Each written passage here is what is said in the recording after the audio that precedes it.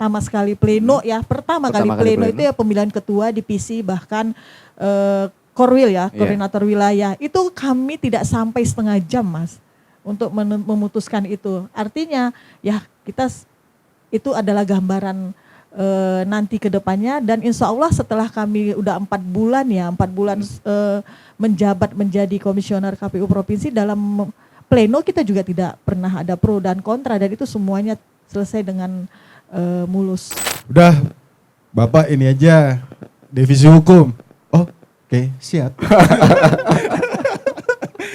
Malah kita sambil bercanda serius. Ya udah, Pak Ferry jadi wakilnya. Nah, kalau gitu saya jadi wakil Bang Ferry gitu kan. Mengalir begitu saja. Oke, kalau kayak gitu kan itulah negosiasi tadi. Ya kalau kayak gitu karena saya memang pengen dihukum, saya wakilmu ya kan gitu kan. Gitu kan. Jadi ya mengalir gitu dan saya pikir itu adalah satu langkah yang baik, jangan itu dianggap sebagai sesuatu yang diperebutkan seperti itu. Ya.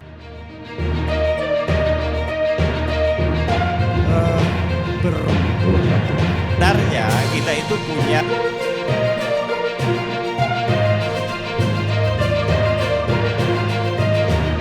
tanggapan bisa per KPU Kabupaten Kota. Kalau dia pakai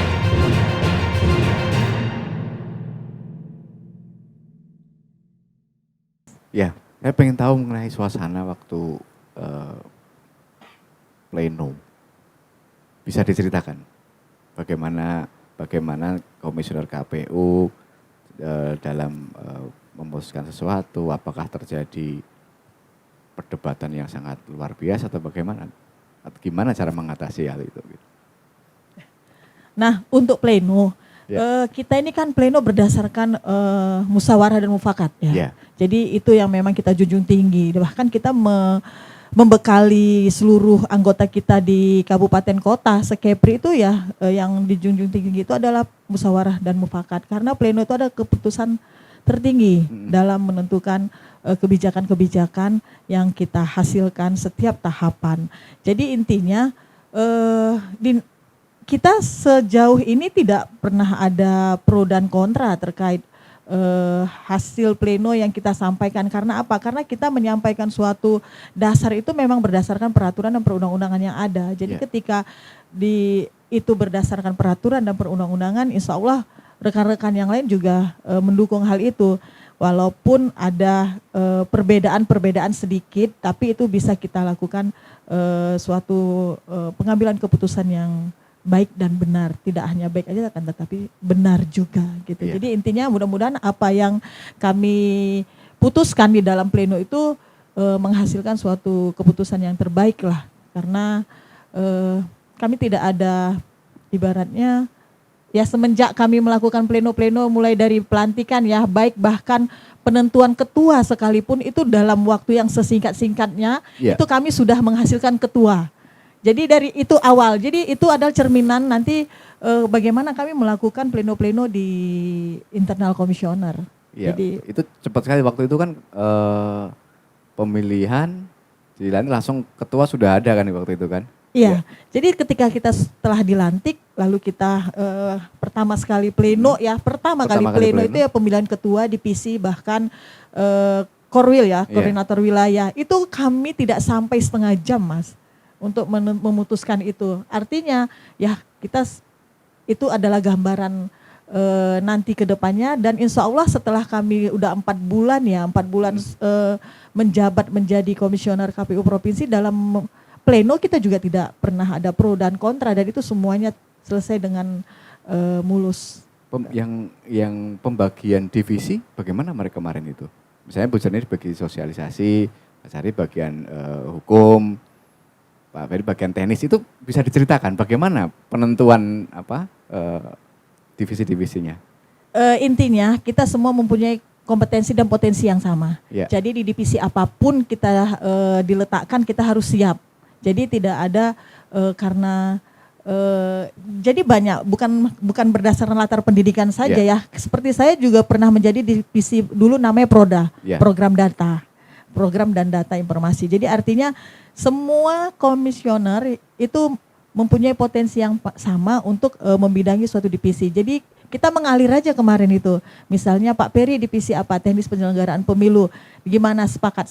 Jadi Langsung sepakat atau? langsung. Kita tidak ada untuk memperebutkan divisi. Iya, iya. Nah, jadi bukan kursi aja yang diperebutkan, tapi divisi kami tidak memperebutkan itu. Jadi semua kemarin itu, dan saya sampaikan setengah jam itu 30 menit nggak sampai kita udah menentukan siapa ketua dan ketua divisi, bahkan korwil sekalipun. Jadi intinya ya alhamdulillah, mudah-mudahan selanjutnya tahapan-tahapan yang kami laksanakan itu sama seperti di awal kami melaksanakan pleno. Ya, baik. Betul begitu, Pak Sari. Ya. Kayaknya kalau di pleno saya yang paling lucu ya Pak. Jadi kalau udah mau menjelang azan maghrib atau azan isya lah, tapi belum azan subuh ya. Iya. Itu kalau belum selesai, kadang-kala saya yang memutarkan suara azan gitu kan. Kita istirahat dulu ketua gitu. Ya, semua ketawa, senyum, dan ya udah kita istirahat dulu atau tanggung nih ya kita lanjutkan.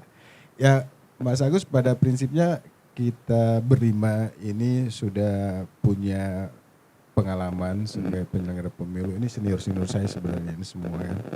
Jadi setiap duduk membicarakan suatu permasalahan, dan pleno adalah merupakan keputusan tertinggi di lembaga penyelenggara pemilu, kita yakin nawaitunya adalah untuk kebaikan, sehingga argumentasi ataupun debat itu muara atau hasil akhirnya adalah untuk kebaikan bersama dan kebaikan lembaga.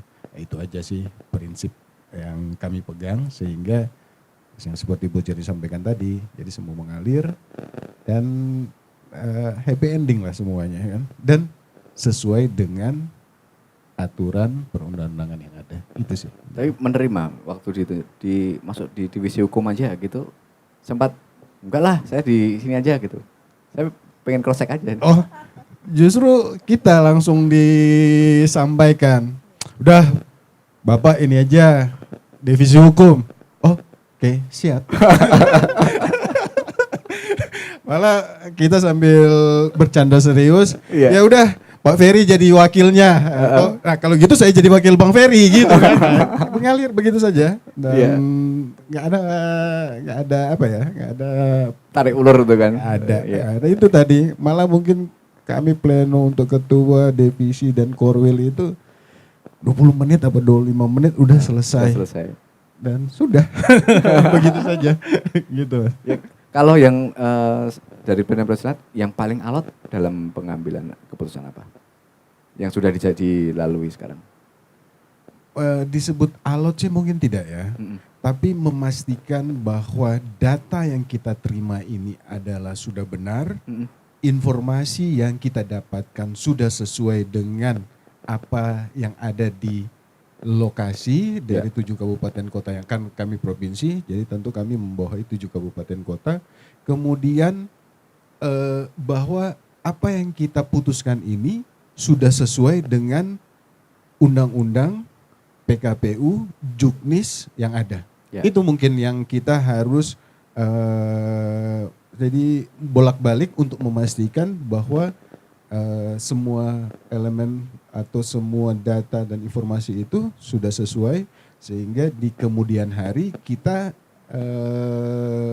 tidak akan menghadapi masalah-masalah sengketa terkait, gitu ya. Sengketa atau gugatan dengan pelanggaran administratifnya itu.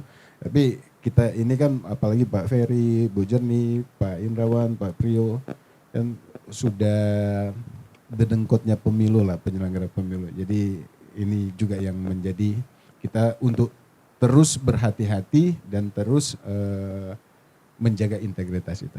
Ya, baik. Pak Ferry, kedengkotnya. Ada. Jadi memang itu tadi Pak Agus pintar nih cari pertanyaan. Teman-teman jawabnya adem-adem gini ya. Tapi kalau saya memang waktu itu ya jujur dalam pengambilan keputusan, contohnya seperti untuk divisi gitu ya. kaitannya dengan tadi bahwa kami itu dalam sudah tadi mengedepankan ke musyawarah mufakat. Sebenarnya dari awal waktu saya ditanya di fit and proper test di KPU RI, Anda ketika nanti jadi anggota KPU, Anda mau divisi apa katanya waktu itu. Oh, itu ditanyakan juga. Iya, waktu kami fit and proper test. Saya memang waktu itu pilih divisi hukum. Nah, saya dan karena dari dulu saya memang senang di bidang hukum. Ya. Kalaupun background saya bukan orang hukum. Ah, itu tadi lagi-lagi karena itu adalah musyawarah mufakat dan ini memang yang kami depankan, kami berlima ini mudah-mudahan seperti pengakuan teman-teman saya, memang kami kedepankan kesulitan lah seperti itu. Di situ Pak Sahri waktu itu dipilih menjadi divisi hukum dan saya pun sadar bahwa beliau juga adalah orang hukum, mantan lawyer juga dan dulu di Bawaslu. Ya sudah, saya langsung peluk beliau. Ini ada orangnya masih.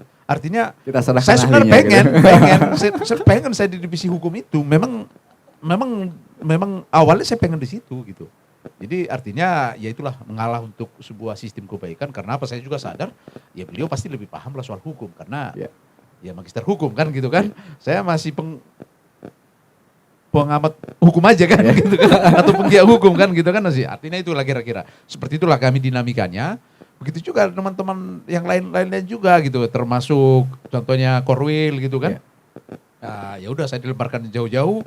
Natuna kan Anambas, oke nggak apa-apa. Karena saya pikir saya juga sudah biasa dulu di Batam gitu kan. Dapat Korwil di Natuna sama Anambas kan gitu kan. Tapi ya udah mungkin ya kalau kita merujuk dari segi pengalaman kita yang mungkin sudah juga sering turun, ya oke nggak ada masalah. Oke, saya di sana kan gitu kan. Kalaupun memang saya pengennya bukan di situ gitu. Jadi ya tapi itulah kami dinamikanya pleno itu kan itulah indahnya kami dan kami saling menerima dan saling menghargai itu dan mungkin dengan apa namanya niat dan yang baik seperti itu mungkin ya sekarang ini kami mulus-mulus saja mudah-mudahan seterusnya sampai 5 tahun seperti itu sebenarnya karena kalau di awal kita udah terus memang ego kita yang kita makanya ini sebenarnya jadi anggota KPU itu bagaimana kita belajar menekan ego kan gitu bagaimana karena kami sudah berlima apa namanya 5 kepala lah 5 kepala 5 harus pemikiran kan gitu ya. kan gitu kan untuk menentukan Korwil kalau harus sampai voting kan tidak mungkin lah kan gitu kan ya udah kita mengalah gitu. Oke kalau kayak gitu kan itulah negosiasi tadi ya kalau kayak gitu karena saya memang pengen dihukum saya wakilmu ya kan gitu kan gitu kan jadi ya mengalir gitu dan saya pikir itu adalah satu langkah yang baik jangan itu dianggap sebagai sesuatu yang diperebutkan seperti itu. Yang disampaikan Ibu Jernih kalau kami ini mau dimanapun ditempatkan siap-siap aja sih gitu, udah merasa masalah. Saya pribadi pun udah ada terlalu masalah sih soal. Sekarang ini saya diperhadapkan kebetulan divisi teknis dan itu memang divisi yang harus lebih teliti ya gitu kan. Dan saya langsung sakit waktu itu Mas Agus. Iya sakit saya gara-gara bukan karena tekanan pekerjaannya berat bukan, tapi mungkin karena dinamikanya kan beda kan. Ya, kalau divisi hukum kan yang biasa selama ini kan paling kan baca-baca hukumnya kan udah selesai kan. Ini kan udah kan kita harus pelototin dan harus segala macam gitu. Fisik gitu loh. Jadi memang jadi penyelenggara itu harus kuat fisik seperti itu. Kita harus akui. Jadi memang kita harus kuat fisik dan ya sebisa mungkin ya harus sehat lah gitu. Karena apa? Kalau ibaratnya kami pun ada dikasih cuti, kalau cuti dalam tahapan ya nggak boleh kan Ibu Jernih, nggak boleh. Jadi kami ini harus sehat ini sampai selama ya mohon doa lah dari Mas Agus dan Tribun Batam karena kalau pejabat kan boleh aja cuti kan karena situasional kalau sakit gimana tapi kalau kami kan ya kalau ya kecuali lah ya sakit yang parah kan ya kita itu makanya kita bagaimana juga membagi waktu di sela-sela waktu kita yang mungkin hanya sedikit kami juga harus bagaimana biar olahraga juga mungkin biar fit. Kenapa? Karena di situ mobilisasinya memang sangat tinggi. Hari ini seperti ini, saya ini harus istilahnya teman-teman semua kan ini baru pulang dari Jakarta. Besok harusnya saya harus berangkat ke Natuna nih, karena ada langsung diundang dari Jakarta kita harus tunduk. Jadi kan kalau kami Mas Agus perintah yang pertama itu harus dari KPU RI, dari Iman Bonjol kan. Apapun ditugaskan kalau kita ada tugas lain kita harus batalkan. Ini hari ini besok saya harus berangkat ke Natuna nih, tapi karena ada kegiatan yang harus kita lakukan di sana. Tapi karena ada perintah dari KPU RI diundang, ya kita harus batalkan. Seperti itulah kira-kira. Jadi sangat dinamis lah gitu. Bisa hitungan berapa jam kami bisa berubah. Iya bisa aja nanti mungkin karena situasi dan kondisi, karena ini soal pencalonan, kebetulan saya di bidang pencalonan, ya bisa aja nanti mungkin kalau sesuatu dan lain hal bisa aja yang lain berangkat seperti itu. Karena kita harus mengedepankan tugas utama kita. Tapi ngomong-ngomong pencalonan sekarang tahapan sudah? Tahapan pencalonan sekarang ini sedang menuju DCT. Ini sekarang kita sudah DCS kemarin sudah diumumkan dan sudah tanggapan. sekarang sedang lagi mau berproses. Ada kemarin laporan dari tanggapan masyarakat 1 orang. Ya. Kita sudah TMS-kan ya, Ya. kita batalkan pencalonannya dan kita suruh untuk mengajukan calon pengganti. Ini sedang proses, kami tunggu sampai tanggal 23 ya, 23 nanti. Nanti 24 nanti kita buka lagi ruang untuk partai politik untuk mencermati kembali. Jadi nanti DCS yang sudah berproses itu nanti akan dicermati lagi dalam rancangan DCT nanti. Jadi pencermatan rancangan DCT itu yang mulai dari 24 September sampai 3 Oktober. Di sinilah nanti partai politik masih bisa mengganti calegnya, bahkan pindah dapil, tapi tidak menambah caleg. Jadi kalau dia dipindah ya dipindah dapil A ke dapil B boleh-boleh aja ceng gitu, enggak apa-apa. Atau juga ada caleg yang diganti oleh orang lain boleh seperti itu. Tapi Sampai tanggal 3 Oktober. 3 Oktober. Nah, setelah 3 Oktober nanti berproses terus nanti dan tidak ada lagi laporan tanggapan masyarakat.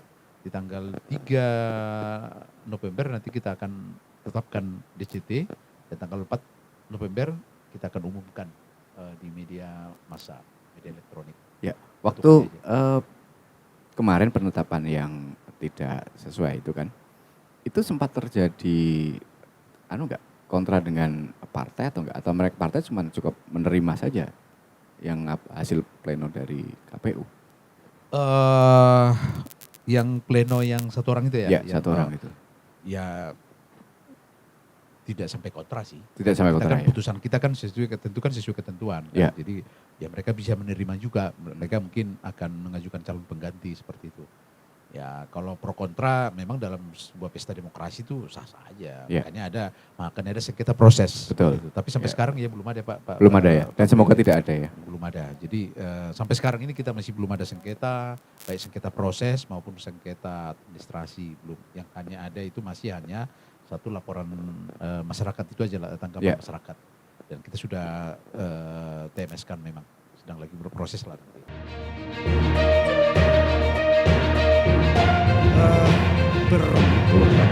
Sebenarnya kita itu punya